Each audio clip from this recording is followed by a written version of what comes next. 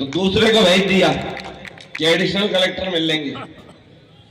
Additional collector कह रहा है कि हम वादा कर रहे हैं कि नहीं कटेगा। हमने कहा देने का हुनर भी देना, पाँव बख्शे है तो तौफीक के सफर भी देना, और गुफ्तगू तूने सिखाई कि मैं गूंगा।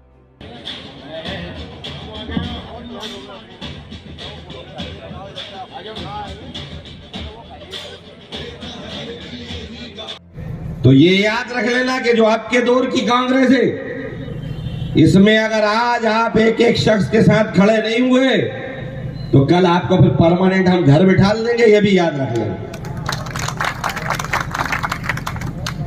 ये नहीं होगा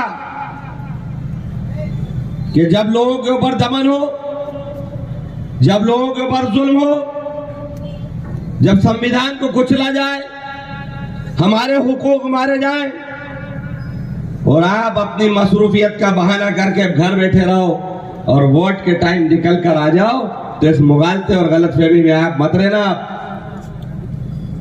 हम चाहते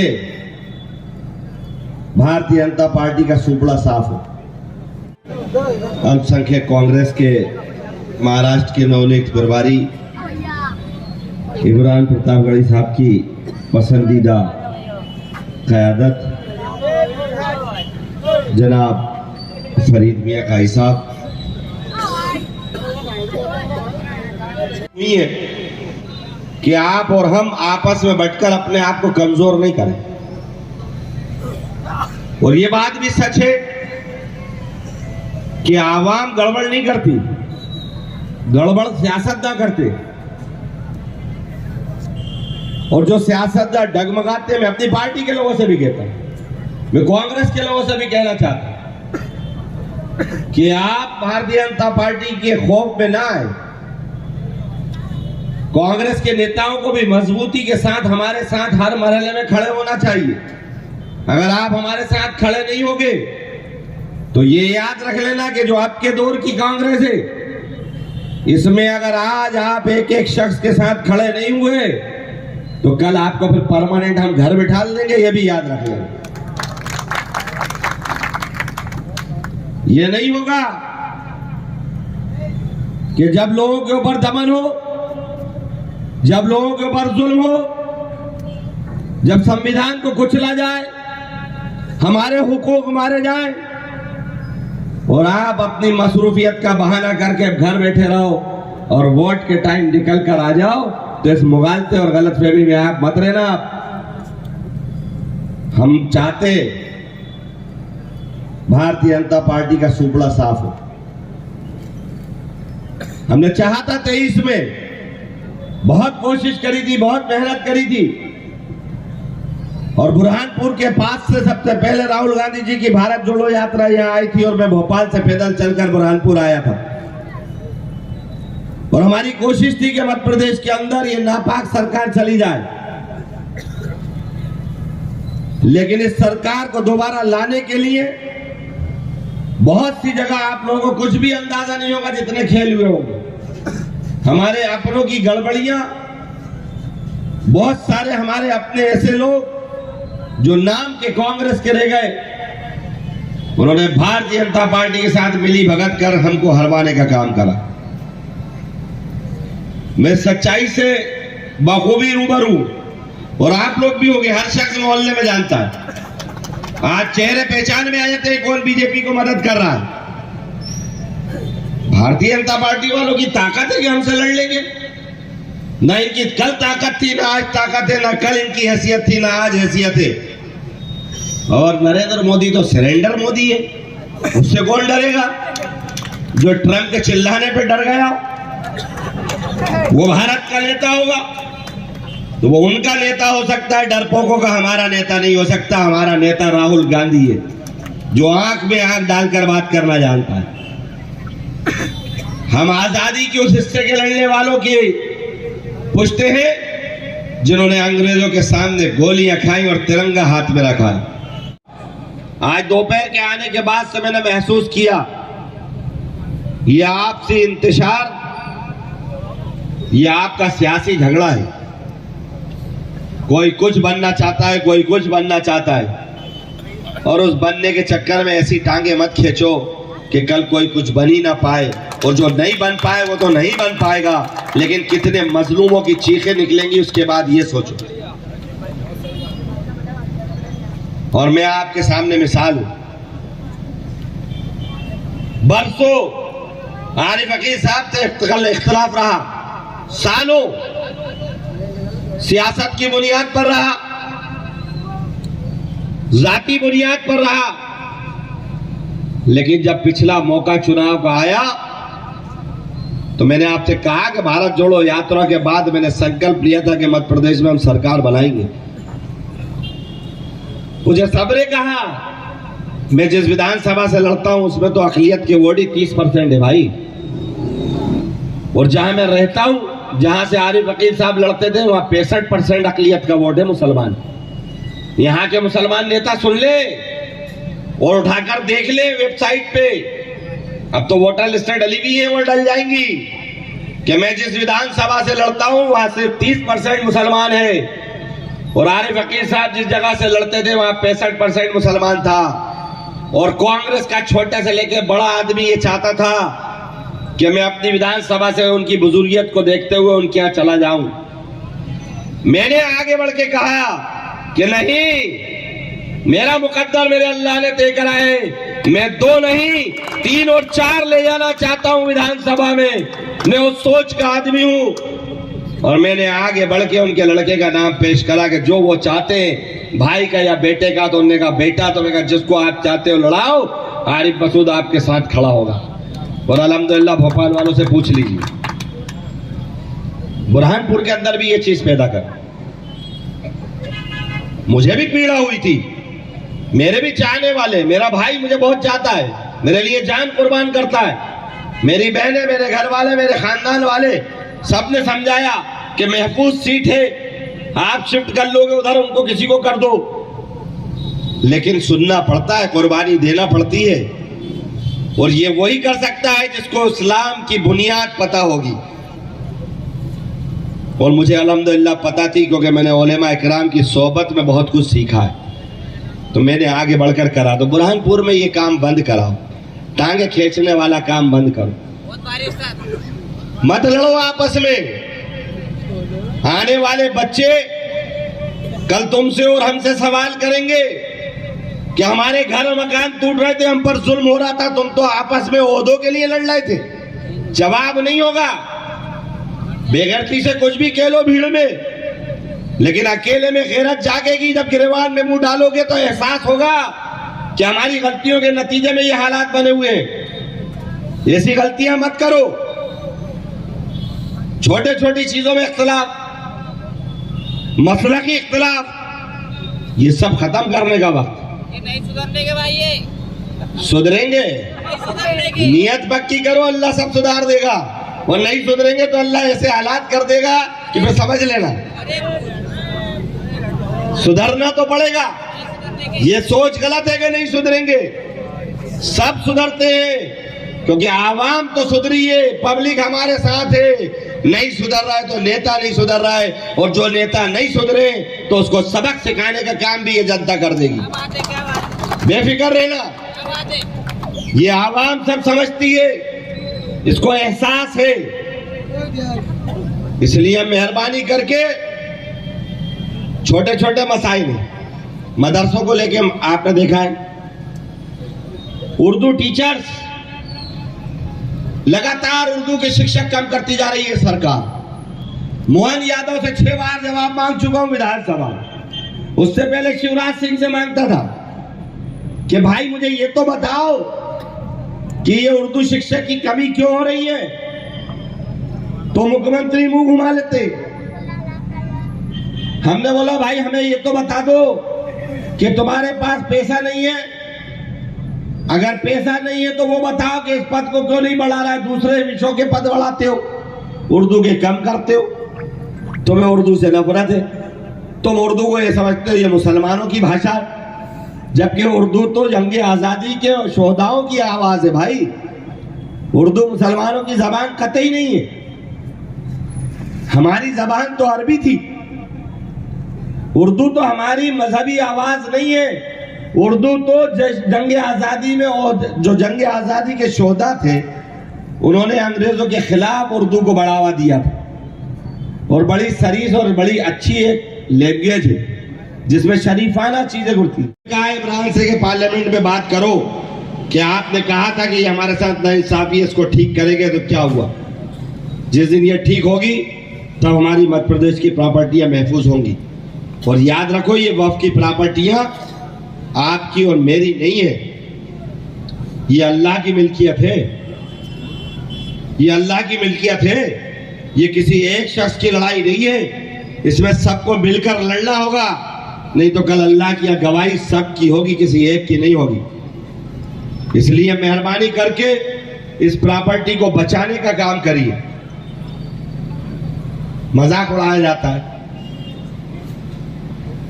कि वक्फ की प्रॉपर्टियां तो होने पर वक्फ बोर्ड के बीजेपी के चंद नेता, चंद गुलाम हैं जो पदों पे बैठे हुए हैं और अपनी उस गुलामियत के चक्कर में यह भी नहीं सोच रहा है कि क्या अल्फाज और क्या जुमले इस्तेमाल कर देते। अरे साहब, बड़े बड़े लोगों ने कब्जा कराए, छीन के दो, गरीबों को देंगे, यतीमों को बांटेंगे। अरे कमबख्तो, तुम जो खा गए वो कौन देगा? और इतने साल से क्यों नहीं, 25 साल से तुम्हारी सरकार है। मैंने तो उसके अंदर कहा बोर्ड की मीटिंग में कि चलो मेरे साथ, जो लोग भी वक्फ की प्रॉपर्टियों पे कब्जा करें, सबसे पहले आरिफ मसूद चलेगा, चलो खाली करा कर दो। कराओ ना, कौन मना कर रहा है? बेशक कितना ही बड़ा नुकसान हो जाए, अगर अल्लाह की प्रॉपर्टी पर कोई हमारा अपना भी कब्जा करा है तो हम उससे भी लड़ेंगे, वो चाहे कोई भी हो, कितना ही असरदार हो, क्योंकि प्रॉपर्टी अल्लाह की है।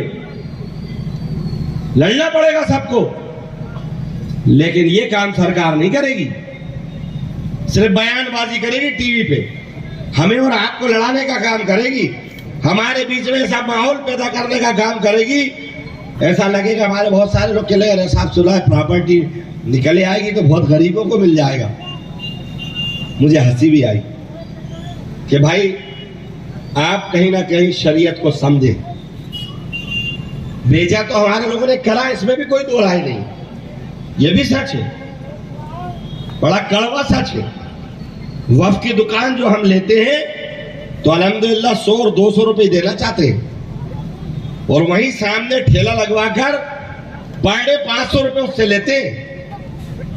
ये भूल रहे हैं कि ये कल अल्लाह की है, जवाब देना पड़ेगा।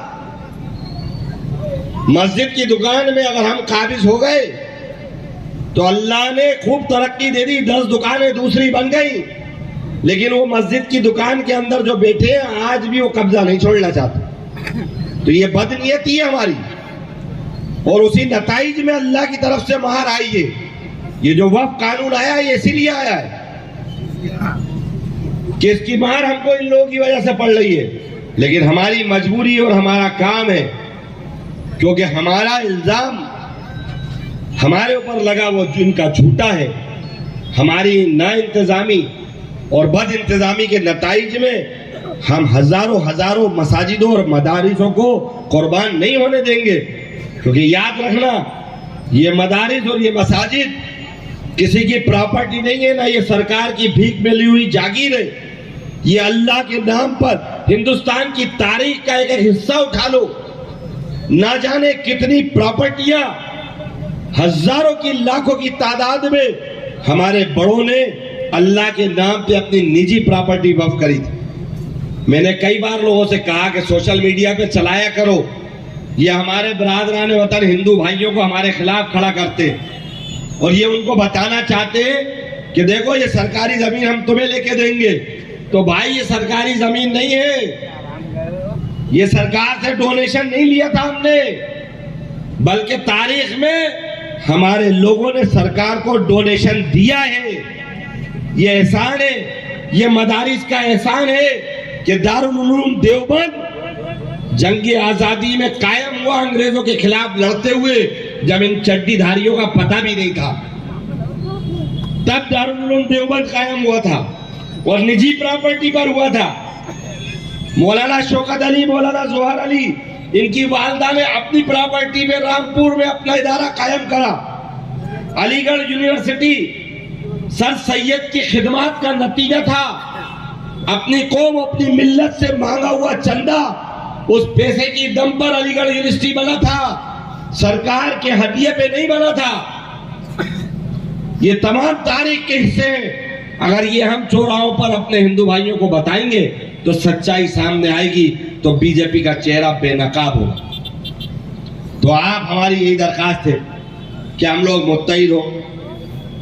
आपका मेरा पर एक एहसान रहता है, पूरे मध्य प्रदेश की अक़लियत का एक एहसान है कि आप लोगों ने मुझे वोट तो नहीं दिया, लेकिन जब मैं चुनाव लड़ता हूं तो भरपूर दुआएं देते हो। जो आपका उठाए हुआ अल्लाह की बारगाह में मेरे लिए हाथ है, तो इस आसमान के नीचे कहता हूं कि उस फुकर को लेकर मैं जीता हूं और कोशिश करता हूं कि मध्य प्रदेश के सूबे में एक एक अक़लियत की मजबूती के साथ मदद करने का काम अल्लाह मुझसे ले ले। और इंशाअल्लाह आपको ये यकीन दिलाता हूं कि कल भी भारतीय जनता पार्टी से आरिफ मसूद डरा नहीं था, और आज भी आपसे कह रहा हूं कि भारतीय जनता पार्टी से न आरिफ मसूद डरा है न डरेगा।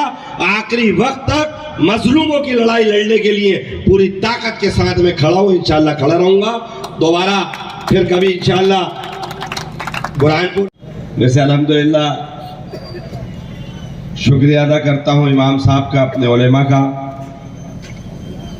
जिन्होंने रहबरी दी आपको और हमको, और जब सुना तो दिल खुश हो रहा था। और मैं अक्सर कहता हूं कि अगर हमारे उलेमा मजबूत हो जाएं तो इनके छक्के 2 मिनट में छुड़ा दें। हमारी क़यादत मजबूत होगी, हमारी रहबरी मजबूत होगी, तो यकीनी तौर से फतह और कामयाबी हमारी होगी। हमारी नाइत्तेफाकियाँ, हमारा इंतशार, हमारे आपसी इख्तलाफात, उसका भरपूर फ़ायदा ये लोग उठा लेते हैं। और जिन इलाकों में इस तरह मजबूत उलेमा आगे आ जाते हैं तो बहुत सारे काम हो जाते हैं। SIR को लेकर लगातार फरीद फिक्रमंद था, मेरे को फ़ोन करता था, यहाँ की बड़ी परेशानियाँ थी। हमने और जीतू पटवारी और उमंग सिंगार जी ने चुनाव आयोग से पूरे मध्य प्रदेश के SIR को लेकर बात करी। ये बात सही है, कई जगह फॉर्म 7 फर्जी भरवाए गए। आप लोग और बुरहानपुर वालों और जहां जहां तक सोशल मीडिया से ये बातें जाती हैं, वो सब अभी भी 2 दिन है, अपनी जिम्मेदारी को समझते हुए अपने नाम खुद ढूंढ ले, क्योंकि आपको नोटिस BLO नहीं देगा। और जब इसकी प्रक्रिया में आपके ऊपर जो आपत्ति आई है और BLO नोटिस जारी नहीं करेगा और पेपर पर बता देगा कि जारी कर दिया था, और उसके बाद वक्त निकलने के बाद नाम काटने की प्रक्रिया शुरू करेंगे, तो हम लोग जिस तरह पहले नाम जुड़वाने और पहले नाम लिखवाने में पेश रहे, एक मरहला और है, इसमें भी हम लोग अपनी कोशिश कर लें, अपनी जिम्मेदारी समझें, क्योंकि ये अकेले वोट और शहरियत का मसला नहीं है, ये हिंदुस्तान के आईन का भी मसला है। ये उन लाखों करोड़ों लाखों कुर्बानियों का भी नतीजा है जिन्होंने इस मुल्क को आज़ाद कराया, जो हमारे उलेमा इकराम थे, जिनकी शहादतों की बुनियाद पर हमको आईन मिला, जिनकी जानों की कुर्बानी के बावजूद हमको फतेह कामयाबी हुई, तब जाकर यह मुल्क आज़ाद हुआ और एक हिंदुस्तान का कॉन्स्टिट्यूशन बना। उसको बचाने के लिए भी हमारा फर्ज है कि हमें आगे आना चाहिए। और मुझे पूरी उम्मीद है कि बुरहानपुर के लोग मजबूती के साथ जो बचा हुआ वक्त है उसमें अपनी जिम्मेदारी को पूरा करेंगे। आज मैंने कलेक्टर से टाइम मांगा था, भारतीय जनता पार्टी का दबाव रहा होगा कलेक्टर साहब पे, और वैसे भी हमारा सामना करने की हर किसी की हैसियत भी नहीं है, तो दूसरे को भेज दिया कि एडिशनल कलेक्टर मिल लेंगे। एडिशनल कलेक्टर कह रहे हैं कि हम वादा कर रहे हैं कि नहीं कटेगा। हमने कहा देख लेंगे, कटना भी नहीं चाहिए। अगर हमारे लोगों के नाम बेजा कट गए तो मुकदमों के लिए भी तैयार रहना, वक्त बदलने के बाद यह भी याद रख लेना कलेक्टर साहब, आप छोड़ने वाले नहीं हैं हम फिर आपको। हम लोग चाहते हैं कि चुनाव आयोग निष्पक्ष काम करे। हम चाहते हैं कि जिला कलेक्टर जिसके हाथ में निर्वाचन की प्रक्रिया है वो भारतीय जनता पार्टी का झुंझुना नहीं बने। वो लोकतंत्र और संविधान के दायरे में काम करे। और मुझे उम्मीद है कि आज हमारी बात का एहसास हुआ होगा और जरूर होगा, क्योंकि जो अधिकारी जानते हैं मेरे बारे में उन्हें पता है कि मैं लफ्फाजी नहीं करता, मैं जज्बाती तकरीरें और जिंदाबाद के नारों से मुतासिर भी नहीं होता। लेकिन अगर बेजा और गलत करा तो हर मुकाम पर हर तरह से उनके सामने खड़े होने की ताकत और हैसियत भी रखता हूं। तो मुझे उम्मीद है कि बुरहानपुर के लोगों को इंसाफ मिलेगा। कल कांग्रेस का भी एक धरना है, आज अल्पसंख्यक कांग्रेस ने करा। रिंकू टाक का फोन आया था, उससे कह रहे थे कि 11 को आप रुक जाइए। मैंने माजरत करी कि भाई मैं पहले से बोल चुका हूं, 10 को आऊंगा, 11 को दूसरी जगह जाना है। तो मैं माजरत चाहता हूं, लेकिन कल के धरने में हम सबको शामिल होना चाहिए हमारी अपनी डिमांड के लिए। और मोहन यादव का क्या कहना है, वो तो आधे एक घंटे में ये करने लगता है। जब ज्यादा बात करो ना तो आधे घंटे में घूमने लगता है, बिल्कुल डमरू की तरह। बात नहीं कर पाता है विधानसभा में सही से। तो मैं इसलिए कह रहा हूं ना, ये बीजेपी वालों में कल दम था ना आज दम है। ना ये कल बात कर पाए थे ना आज बात कर पाएंगे। शेरा भाई के भतीजे वहां खड़े, शेरा भाई है नहीं। अगर होते तो मैं कहता, वैसे मेरी आदत है कि सामने कहूं पीठ पीछे नहीं कहता। पिछली बार शेरा भाई को कहता था कि शेरा मजबूती के साथ अपन जुड़े रहो, इधर उधर मत भागो, नहीं नुकसान हो जाएगा, तुम भी बर्बाद होगे, हम भी बर्बाद होंगे। वो सब बर्बाद हुए। तो सच्चाई है कि भारतीय जनता पार्टी किसी की सगी नहीं है। इस भारतीय जनता पार्टी को किसी से मोहब्बत नहीं है। इस भारतीय जनता पार्टी को तो सिर्फ और सिर्फ मोहब्बत है तो सत्ता से। अगर उन्हें सत्ता से मोहब्बत नहीं होती तो पुलवामा होता क्या? कितने लोग शहीद हुए पुलवामा में, कितने सैनिक मारे गए, आज तक पुलवामा की रिपोर्ट नहीं देते। हर साल पुलवामा के सैनिकों की शहादत पर मैं भोपाल में आंदोलन करता हूं और पूछता हूं मोदी सरकार से कि लाओ जवाब दो, कितने शहीद हुए और इतना आरडीएक्स कश्मीर में कैसे चला गया? कोई सैनिक मुसलमान तो नहीं था ना? सारे सैनिक शहीद हुए। जबकि जो लोग कश्मीर जाते, आधा किलोमीटर का सफर आप बिना चेक पोस्ट के नहीं कर सकते। इतना आरडीएक्स आ गया, सैनिक मारे गए। तुम तो सत्ता के अंदर मदहोश हो और हिंदू भाइयों को मुसलमानों से लड़ाने का काम कर रहा हो। मैं कहना चाहता हूं हिंदू भाइयों से कि ये कल भी आपके सगे नहीं थे, आज भी आपके सगे नहीं है। अभी निशाना हम हैं, कल ये निशाना आप होगे जिस दिन हम नहीं रहेंगे। तो अभी वक्त रहते हमें ताकत और मजबूती दो, हम इनके छक्के छुड़ाने के लिए तैयार हैं। एक मुट्ठी बांधने का काम करो, बंटने का काम मत करो। ये मुल्क की पूरी हिस्ट्री है, ये हिंदुस्तान कभी बट के नहीं रहा। ये मुल्क हिंदुस्तान कभी भी तारीख के किसी हिस्से में देख लो, नफरत को लंबी पनाह नहीं मिली है। नफरत फैलाने वालों को इस हिंदुस्तान की जनता ने माफ नहीं करा, जोड़ने वालों के साथ हिंदुस्तान की जनता रही है। थोड़ा वक्त आगे पीछे हमारे बटने से हुआ है। अगर हमारा वोट मुत्तहिद होकर डलता तो तेजस्वी का जो हाल हुआ वो होता नहीं। अगर बिहार के सरकार गई तो मुंतशिर होने के बाद चली। अच्छा, एक अजीब बात है, बहुत सारे लोग जश्न मना लेते हैं। किस बात का?